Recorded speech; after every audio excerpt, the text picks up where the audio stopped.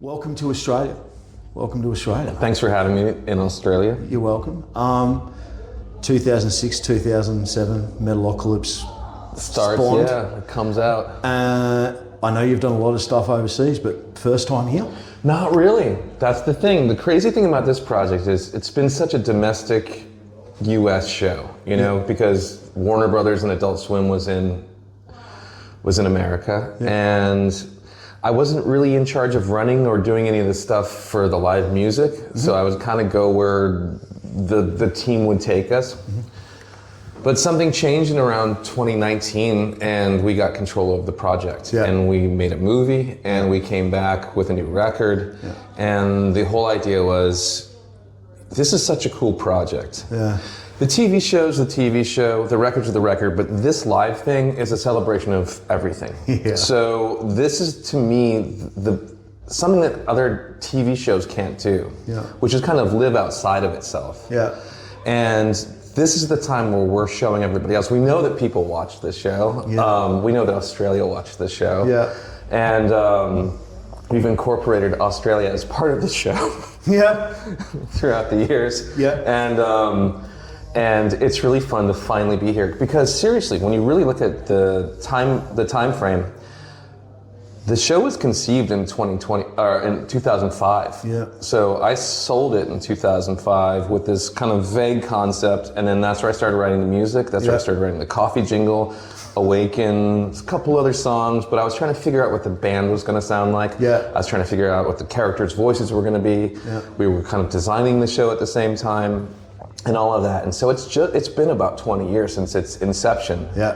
Not since it premiered, but a year before was when it really kind of got sold and the ball started rolling. So only now, 20 years later, are we going overseas and performing shows. We only, outside of America, Canada and Mexico.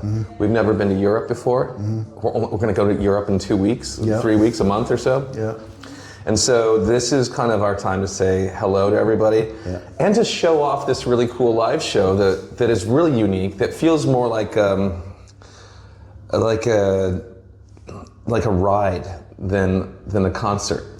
Something, it was designed to be kind of closer to an amusement park ride, something from like Universal Studios, like in California. You know, it's like the Terminator 2 ride. That's what it was conceived to feel like. Lots of excitement, lots of comedy, and lots of brutality, and an amazing band. Do you feel like now that Metalocalypse is finished, and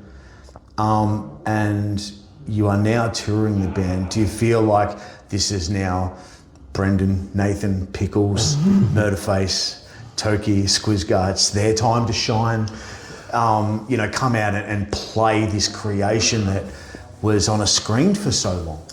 You know, it's really funny. I say this to the people at the meet and greet that come and, you know, want to meet us and see our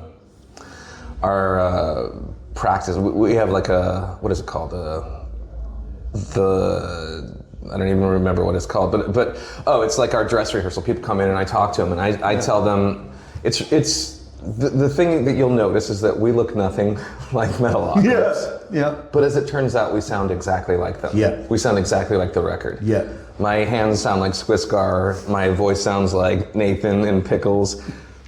Gene sounds like Pickles the drummer, and Neely and Pete sound like there's like Toki or Squizgar or Murderface respectively.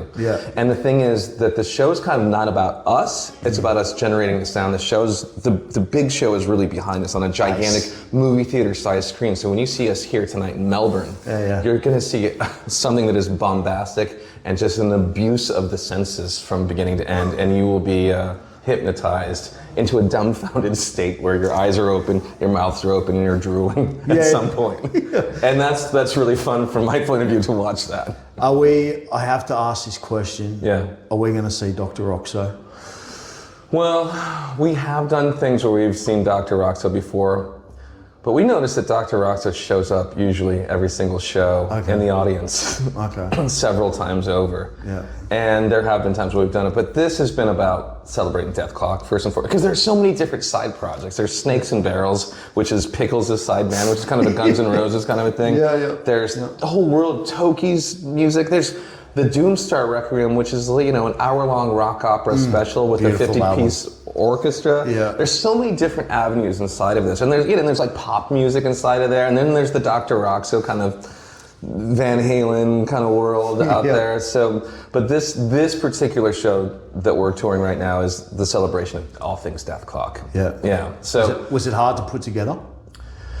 Yeah, it's in fact it's the culmination of probably, you know, 15, 16 years worth of animation of, you know, of the longevity of the show, and to get it right, it really is like, from, if you had seen us the first time we tried to do this versus now, you notice this show is just, it's the same idea, but it's just better, it's just tighter, it's just more contoured to build the ultimate show that we can.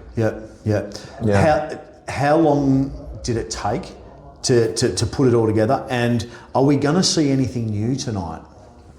You will see stuff that is from, let me see, there's some stuff, the idea here, without spoiling anything, is to showcase everything that from the first record to the most recent, you know, and this is a tour, and this is not like a regular band that can just like throw down a set list or rehearse a couple new songs. We need animation, we need picture, we need to have click tracks, and our editing is almost like drum programming by itself. You'll see in our most intense moments that it's like every downbeat is coinciding with a cut. It's in lockstep with Gene Hoglan, who is driving this whole thing. So it is something that we really, really rehearse and just get to, so we can stop on a dime and start. I mean, metal bands they're really proficient at just being tight as hell. But being tight with pictures, another story, and making sure it really, really comes together as a synergy between visual and audio. How long did rehearsals take, and were they grueling? They were, but for me, it takes me the longest, I think, because every other musician is a super musician. For me, I definitely put my hours in throughout the years, but when I'm a writer, I'm not a guitar player. When I'm, you know, a script writer, when I'm a voice actor, I'm not a script writer. When I'm a director, I'm not a musician or any. I kind of like, each time I'm doing something, I'm atrophying at the other things that I'm okay at. And then I have to kind of relearn. So getting back behind the guitar took me a while to kind of, even though I play a lot, this music is tough, and you tend to overgrab and tighten up and everything. So, but you know, like when you're playing at your absolute best, it's like cutting butter with a hot knife. So that's the part. That's the place where I like to be. Is it hard to channel, even though you're Nathan? Is it hard to channel your inner Nathan? Like, do you have to like summon him on stage as opposed to just getting behind a microphone in a vocal booth and record for a show? That's a good question. I do have to think a little bit beforehand, and when I'm on stage, I have to almost be in a fugue state, because just like recording the television show or the movie, I do all the characters at once. I don't just do one character and then go back and do another character. I have them all talk to each other, and at some point I go blank and they take over, and I have no recollection of what I recorded. And maybe there's a magical moment, but that's the best thing that can happen, is that I kind of disappear completely and just become nothing, and they become everything. You know? So that's kind of what happens. And in this case, you know, like you'll see tonight, usually there's some improv that will happen.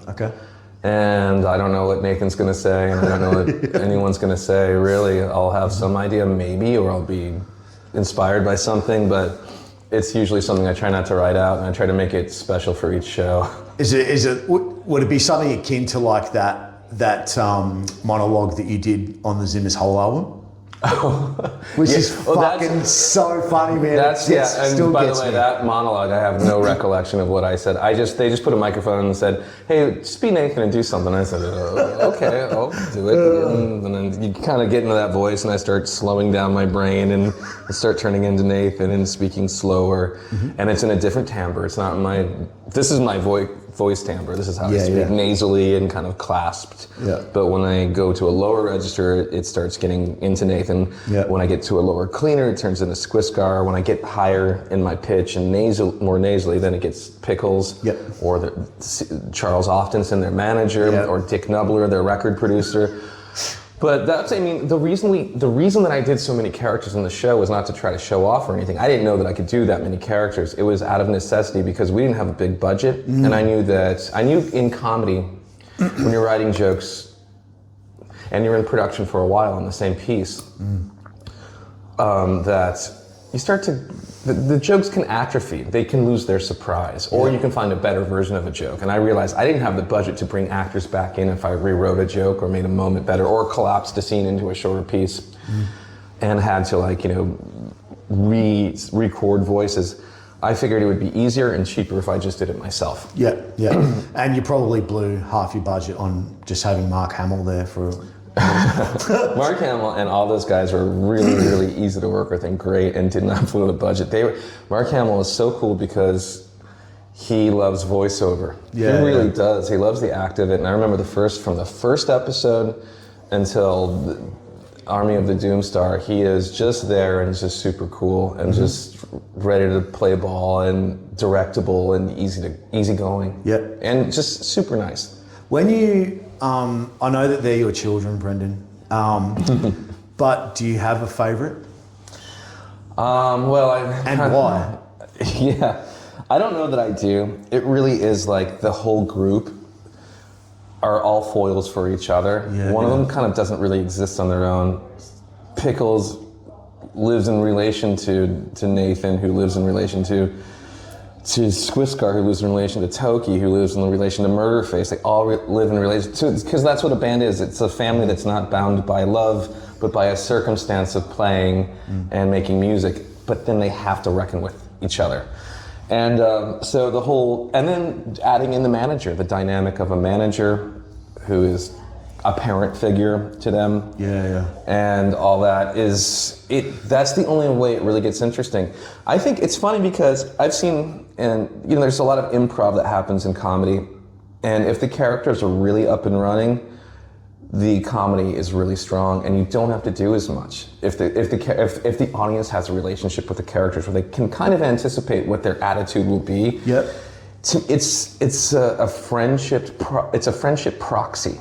That's what I think television is. You know, it's a lot of people are lonely, and a lot of people don't have friends, and the TV show ends up being their friend in some way because it behaves much like a friend. A friend, you know them very well. You know what's going to irritate them. You know what's going to make them happy. You know what's going to make them sad. Yeah. And eventually you start having this kind of transfers with inanimate thing, but that's the thing that makes it fun, I think. And that was the goal of this show, is that to make this show be your most irritating friends that you can possibly have. But also your best friends that you, like, you have this symbiotic relationship with something that's complex and a dichotomy at the same time. It started out where these characters really were a representation of celebrityism. This is how the show started, really. It's really crazy because in the early 2000s, television writers were losing their jobs to reality television show, like Paris Hilton, whatever inept celebrity that you could think of, and we thought, this is crazy, I hate this. I like creative stuff, I like new, unique ideas. And this is taking that from creativity, and people are kind of more interested in watching somebody like kind of fail their way through life and I thought, this is something I'd like to kind of try to study and take a look at, but what if we got to talk about something that was cool, which is heavy metal, while we were kind of throwing these characters through the gauntlet of celebrityism, you know, barbecue sauces and, you know, and vanity projects and side projects and Planet Piss and egos and, you know, and all that stuff. And that's what the show was. Nathan and his ego, Pickles and his jealousy, Squiscar and Toki butting heads over who gets the spotlight. All that stuff is ego, ego, ego. And that's what the whole show has been about. And that's why the final episode is really the ultimate confrontation between them and their egos. And so, and it really goes from this kind of idea of these guys who thought themselves as exalted gods to falling back onto earth. Yeah. And that's the idea. And so within that, how do you make it funny? How do you make it interesting? How do you make it unique? How do you do something that you haven't seen yet? And how do you build a family that is bound by creativity? Because that's a complicated relationship. Fucking oath it is. Absolutely is. Yeah. So, I mean, so so that's what I tend to get into. I did a show before this called Home Movies, and that was also a show about a family of kids who had a creative relationship. Yeah. And there's no difference between adults and kids, really. Yeah. And so this one was just more brutal, more sexual, more violent, more just explosive fire, blood, tits, and explosions and shit. Briefcase full of guts. Briefcase. Whoa, yes. what a song title! Fucking hell. I need to ask. Is Nathan recovering after losing Abigail? Is he okay? I think, that's the question is, what do you do when, what do you do? So that is about that guy's ego and his heartache and a one-sided relationship. How do you recover? How do men recover from something that breaks their heart? And the answer is, in his case, he found a way through the music, through in the movie, what was the thing that he had to change about himself so that he could get to the gold at the end of the rainbow, seriously. And then that's storytelling 101 is that how do you fight yourself to get to the thing that opens up your life in some way, which is crazy, but heavy metal, like it or not, is an emotional transference of music from rage, fury, to melancholy, deep. And I went back and listened to, I forgot, like Fade to Black was the first Metallica song. And I was like, whoa, they're not just a heavy metal band. That is a song about deep melancholy. There's something inside of that song that I had never heard in another metal song before. Maybe Dio or something, but there's something emotional, really powerful happening in that. And I think that's why people will still take a bullet for Metallica, because that stuff that they gave them back in the early days was really like something unique and new. So I think about all that stuff when I'm sitting down with my guitar trying to write this music, trying to sort it out, try to say like, is this something I'd listen to? Is this something that has like the emotional transference from rage to comedy to brutality to like fast to slow, like all that stuff. There's so much emotion inside of that and toughness and coolness inside of just heavy metal that you can explore a lot of feelings. And it brings people together, Brendon. Like I know, like I was sitting at the computer at about half an hour before the pre-sale went on sale for tonight. Oh yeah. Right, because I bought a ticket as well as getting a pass for tonight. Okay. Because no matter what I did, was not going to miss this show. Yeah. That's how much DETHKLOK and Metalocalypse means to me. Yeah. And my ticket number's like number 36, right? But whatever. Melbourne, like always, was the first town to sell out. Yeah. You, as someone who reviews metal, loves metal, it's embedded in my DNA. You are going to be blown away by the crowd tonight. And that's awesome. And this venue, I don't know if anybody's told you about this venue, but this venue was made for bands like you. I've seen Devon here. Yeah. Opeth has played here a bunch of times. Motorhead have played here. So you're on awesome. You're on sacred ground tonight. Yeah. So if you could take anything from a lowly metal fan tonight when you go out there, just take it in, mate, because it's gonna fucking blow your mind. The second we planned this show out, I just wanted to be here playing it. I didn't want to wait. It's almost like someone's like, you're going on in 5, but it's like, you're in 5 months. And you're like sitting there waiting by the stage going, come on, let me get out there and let me play. So I had a feeling that that this shows would, hello. Oh, we gotta go? 2 seconds. Okay. Yeah, 2 seconds. I like this. I like this part. Leave this part in. It's like Nosferatu. Ooh. Yeah. Still we'll leave it in. Yeah. So I've been so excited to come here and play, and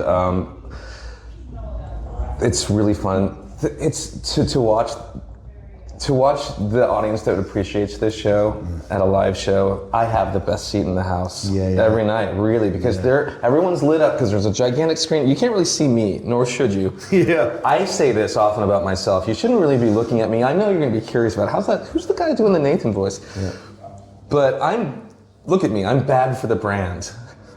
It's about the character living here. You say sorry for that comment. That's not true. Well, no. But I mean, I don't look like Nathan. I don't look like Pickles. I am just a regular jerk who lived in suburbia with a guitar and had a friend who taught him some cool chords and got excited about comedy and Monty Python and all that stuff. And then fortunately somehow wiggled his way in to get his foot in the door and was able to make some cool shows with some really great collaborators. And same with this band, they're such great collaborators and I'm very, very lucky. It's gonna be fun. It's gonna be fun. I'm excited for you to see the show. I can't wait. Yeah. I can't wait.